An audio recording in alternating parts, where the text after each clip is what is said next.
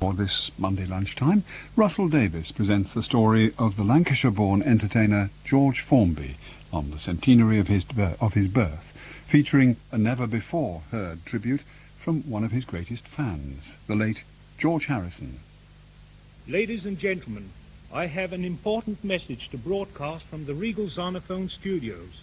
We have with us today Mr. George Formby, the celebrated star of the ATP picture Keep Your Seats Please. He has been asked by the management of this theatre to say a few words to you. Here he is. Hello, folks. Now, I want everybody to stop holding hands. No mucking about. Hey, you want back row? I can see you. Stop it. It's Formby mania. It's sweeping the nation, and that's all there is to it. These don't half get stuck in your head. I mean, some of these... Oh, God, since I just went and had a crash course in George Formby, and I haven't slept for months, just having dreams about Ludwig banjos and these songs going around my head. Is there and Jimmy now, he's over there, you see. Yeah, I've had those dreams too. The stage with George Harrison, I'm so pleased. And Jimmy Nail. Right, off we go. Go on, mate. Well, it must have seemed like Formby mania back in 1991 when I bumped into George Harrison of the Beatles at a convention of the George Formby Society in, where else? Blackpool, where I lived once upon a time. The best thing about it for me is that it's just funny music. It's very light-hearted, and it's hard to play a ukulele banjo without smiling. It tends to lighten your life up a bit. And it can be a solitary voice or a great group. How I see it, this is one extreme, the Formby Society, where everybody's thrashing away. That is good fun. That assembly marked the 30th anniversary of Formby's death, and now George Harrison himself has gone. The last I saw of him was when he and his son Danny joined a chorus of 38 ukulele banjos on a Formby-inspired rendition of Anchors Aweigh.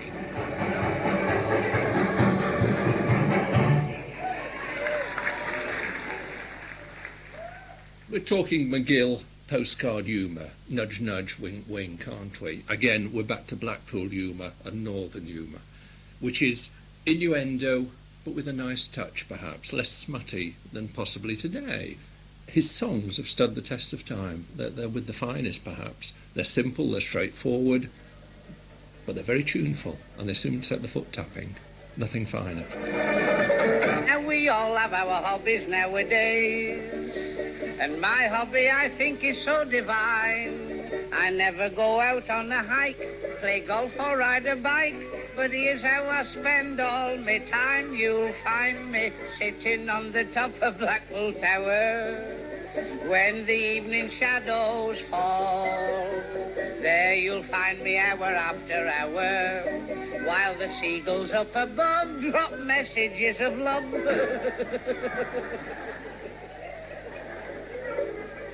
They call it breezy Blackpool, as everybody knows. When you're on top of tower, by gum it blows and blows. You don't know where the wind comes from, but you find out where it goes. Top of Blackpool Tower can be a pretty drafty place, but today it's quite pleasant, and with the weather improving rapidly, you really can see an awful long way over the roofs of the town of Blackpool, straggling a fair way inland. Beyond that, there's the green, fertile lands of the Fylde, and beyond that again, way beyond, you might on an even better day be able to see Wigan and Warrington, the scenes of George Formby's childhood. This is certainly one Formby realm. The other one, of course, is the fantasy land of his songs. In a little Wigan garden, where the dandelions grow, with me sweetie frowsy flow, round the mulberry bush we go, underneath the Wigan palm trees. There I bring her up to scratch. We have such a game on the cucumber frame. I show her the cabbage patch. When the morning mildew fristens our shallots, scented breezes coming from the chimney pots in the little Wigan garden, when the soot is falling down. Oh, what a place, what a case, a disgrace to my hometown. And Wigan was his hometown. He was born there on the 26th of May 1904 as George Hoy Booth, son of the variety artist James Booth, known as George Formby. We now think of him as George Formby Senior. In spite of the consumption whose symptoms invaded his act, "Coffin better tonight" was his catchphrase, the senior Formby became a big star, but young George benefited little from the fame, the fortune of the theatrical connections. "One fool in the family's enough," said George Senior, sending the boy away to be apprenticed to the stable lad and jockey. He rode 42 seconds, you know. Did he? Oh, yes, he did. I mean, even in the 1920s, just before my father died, we went to meetings. My father used to know a lot of jockeys. George's sister Louisa, who died at the age of 97 in 2004. If that riding record of George's is anything like accurate, then he must have had an inner compulsion not to win races, lest the habit caught on and landed him with a career on the turf. I'm faithful to my comrades, my motto's loyalty. I run straight with my stable mates and they run straight with me. Come on, George, you'll hear them roar. 10 to 1, I'll start for sure. I'll pass the post by 4:30. I couldn't let the stable down. After an early career imitating his father's style, George refocused his act around the ukulele. At various stages he played the softer Hawaiian-style wooden uke, and a hybrid called the banjolele, alias in other designs the ukulele banjo, a simple but assertive instrument. But according to Formby collector Stan Evans, the new songs he purveyed took showbiz veterans somewhat aback. Chinese Laundry Blues, which rocketed George to fame, was offered for £5 and he refused it. And Jack Cottrell lowered his price to £4 and George bought it. Jack Hilton, the band leader, said, I don't like that song, George. You know, he said, I'll back it for you if you record it, but don't put my name on the record label. So they recorded and he left his name off, and it was a winner, and it made a lot of money for George. One of his 3 most popular songs. Jack Hilton's from Bolton, isn't Bolton, he? yes. So he should have known better. He should have known better, yes, that's right, yeah. Now, Mr. Wu, he's got a naughty eye that flickers.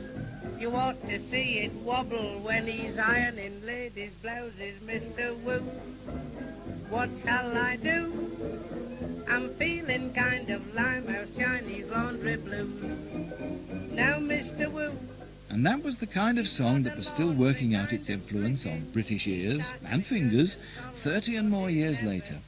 I think growing up, you know, all them songs were always in the back of my life. Like, for instance, I'm just seeing a lot of the old movies again and having a lot of deja vu going on in my brain over certain songs, because I remember me either being played in the background or my mother singing them, you know, when I was maybe 3 or 4, like Been a Terrible Hell of a Long Time Gone.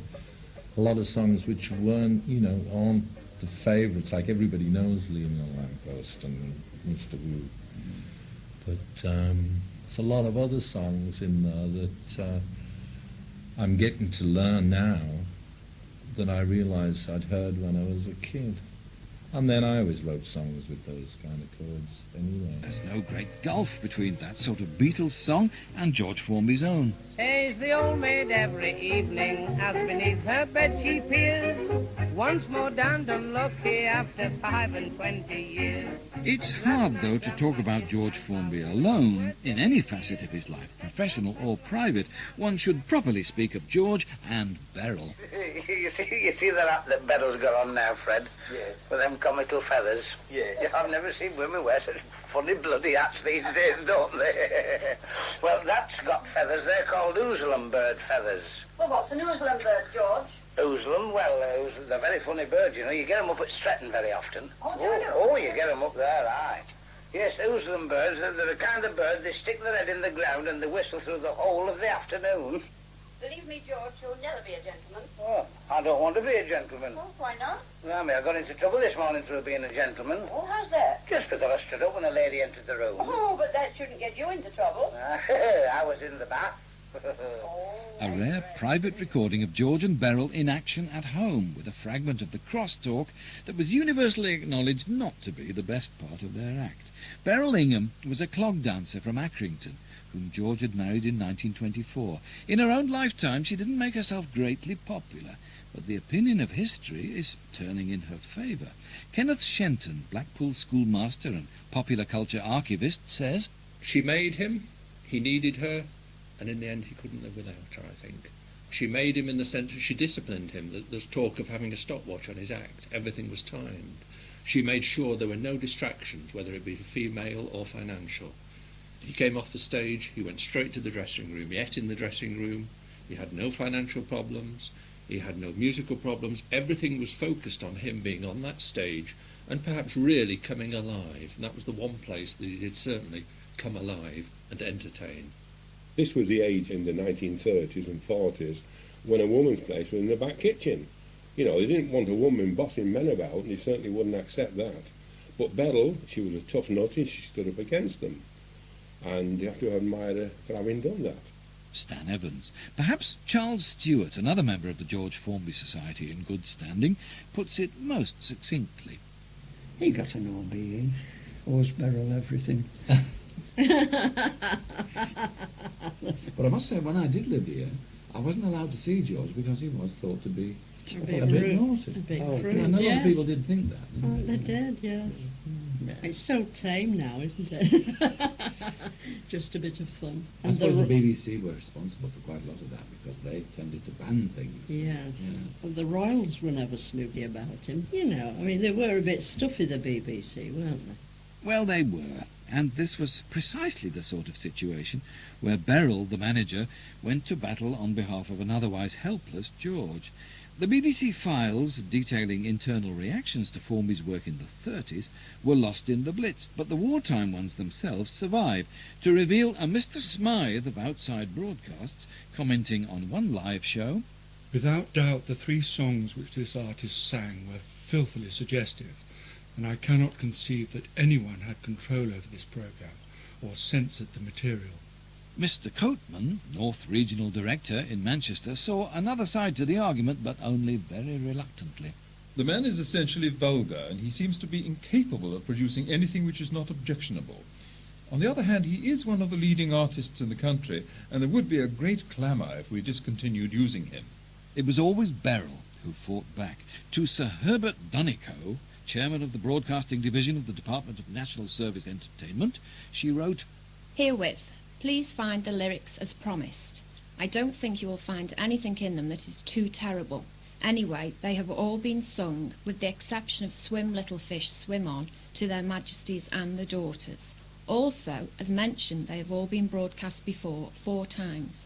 It was perfectly true that the royal family loved the Formby songs, and old Queen Mary in particular insisted on hearing the original versions. Just in passing, the mention of Swim Little Fish reminds me how many Formby titles include the word little, no doubt to underline his harmlessness. My Little Goat and Me. "In a little Wigan garden, Good night, little fellow, good night. with my little ukulele in my hand, With my little stick of Blackpool rock, little wooden tool shed in the garden, said the little brown hen. ring your little bell, I blew a little blast on my whistle. in my little snapshot album." Perhaps it was all in the cause of harmlessness, although I think there's something slightly furtive about all those littles too. But Beryl's message was plain and straightforward. Hands off our lyrics. If the BBC want to start messing them about after all that, do please tell them that we would rather not do the broadcast at all. If they go through all right, then OK, we do the broadcast. George joins me in sending best wishes. Yours faithfully, Beryl Formby.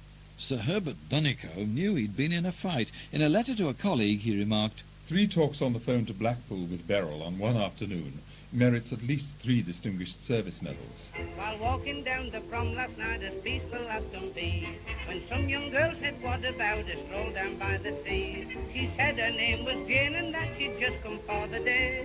She looked so young and harmless that I couldn't turn away, so with me little ukulele in me hand, I took a stroll with Jane along the sand.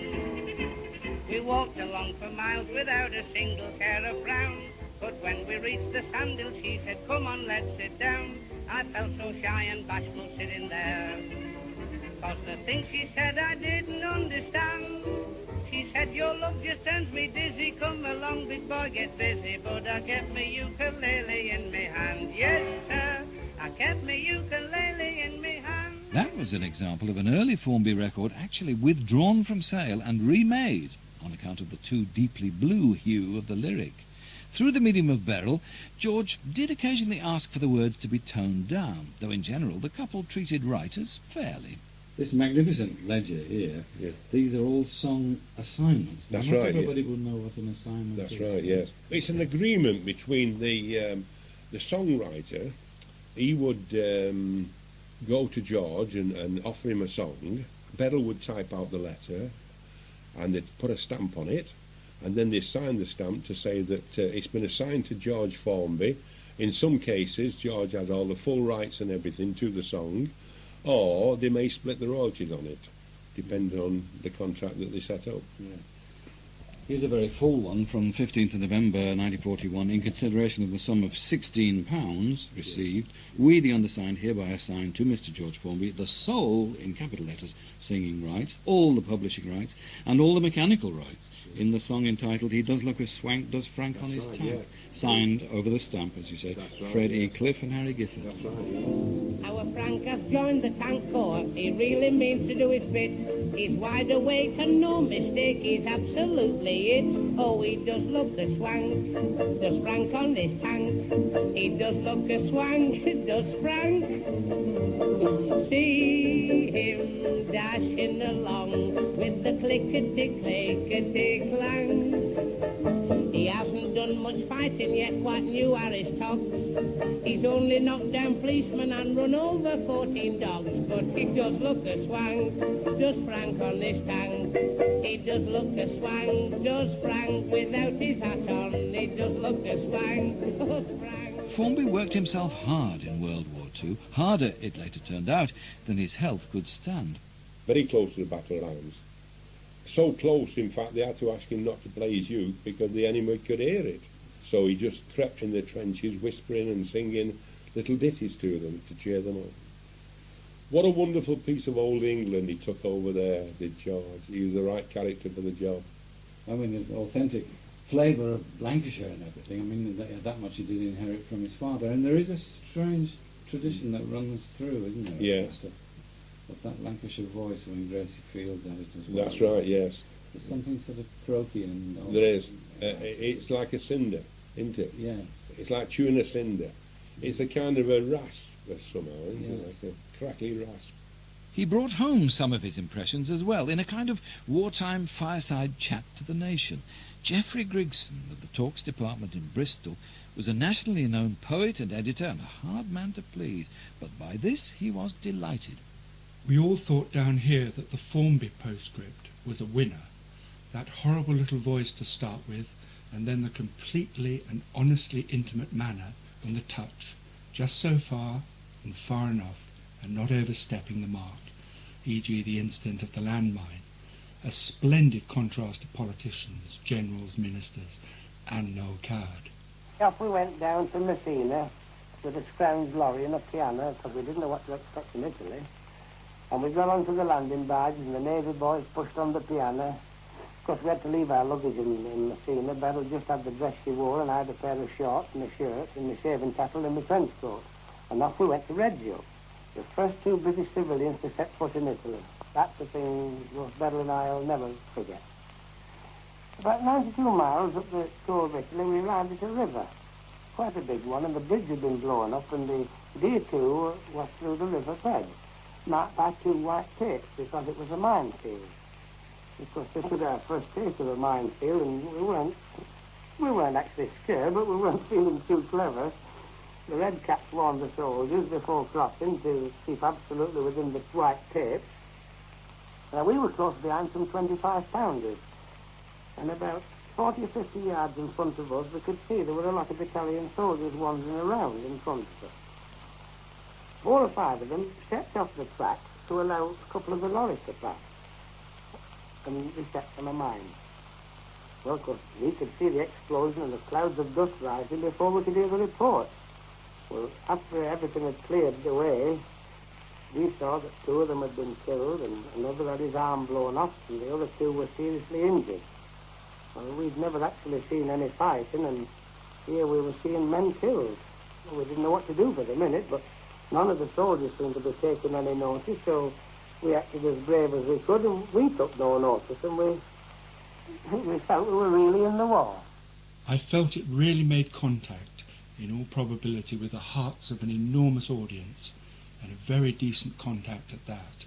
Travelled tirelessly, really, throughout Britain. Blackpool was very much an evacuee town, and he entertained a great deal here and in Fleetwood, raising money for funds for sailors and airmen, and travelled throughout the world, and was very much up front. I think in many ways that there's a story that he was a favourite of General Montgomery's, and yet he upset the military establishment when he found that the officers were sitting at the front of his concerts and the men were pushed to the back, and he made sure that that didn't happen too often, and for once said his piece to the military brass and said that all should be equal in his concerts, as he did at times when he went to South Africa, and there's a racial question of playing to blacks and playing to white audiences, which he stood out, saying that he wanted mixed race audiences, and got himself in terrible hot water, and really thrown out of the country almost, really, by the politicians. It went a bit wrong for him, and yet he was perhaps years ahead of his time in that sense.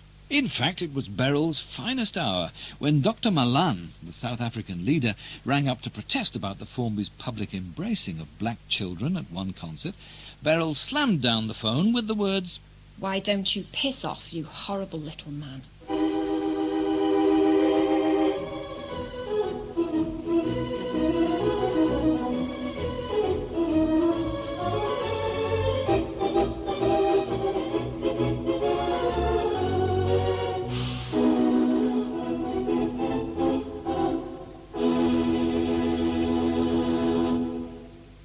They were soon back home in Blackpool at Berrildine.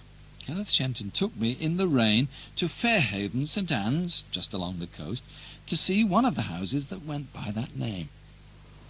It's probably the last of the Berrildines that we had over the years, I think.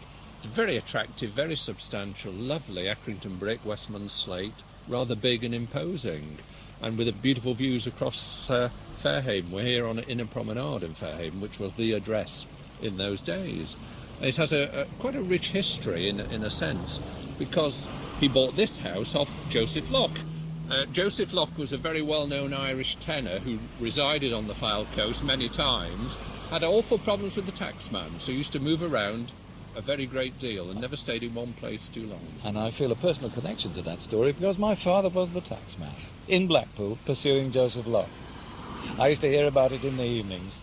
Inside, beautifully appointed, Art Deco bathrooms, Art Deco glass, the finest of everything.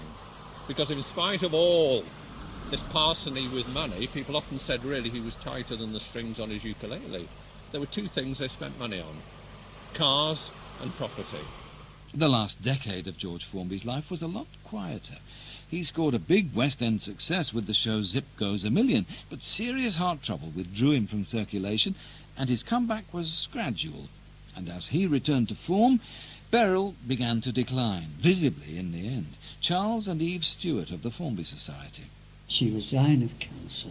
In a lot of pain. Pain, and drinking a great deal of whiskey and probably pills or whatever else. And so she was probably difficult to live with. And along came this young lady. You don't really know. We'd known from childhood. Yes. He knew of the father and mother from childhood. They had a garage business. He'd seen her growing up, you know. So, there you are, it just came about. She came to the meeting. He needed a guiding hand from a woman. So she just wasn't a pick-up, you know what I mean. Yeah. It's always been That's right. Like what I picked you up. Was he an old-fashioned bachelor? Could he ever really boil an egg? Was everything done for him? Did he need a rock? And was it Pat Howson, who happened to be a young lady whom he'd known for a long time, for companionship? And certainly he was very keen to get married again. And their engagement, announced on Valentine's Day in 1961. They bought a home, they made plans, the future looked great, they were to be married, and sadly, George died.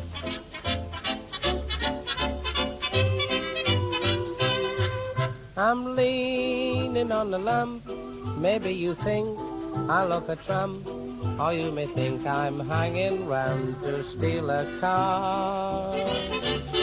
But no, I'm not a crook, and if you think that's what I look, I'll tell you why I'm here and what my motives are.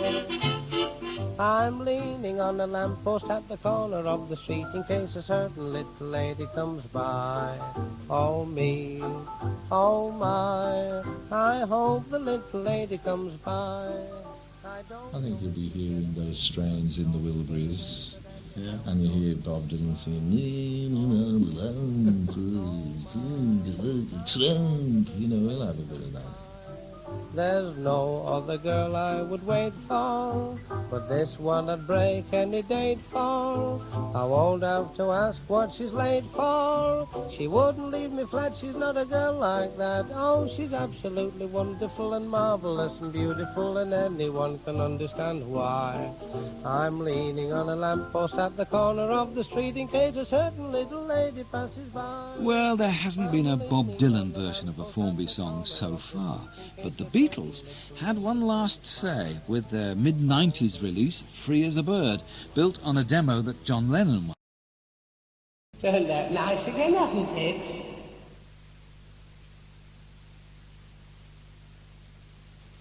George on George was presented by Russell Davies and produced by David Perry. It was an above-the-title production for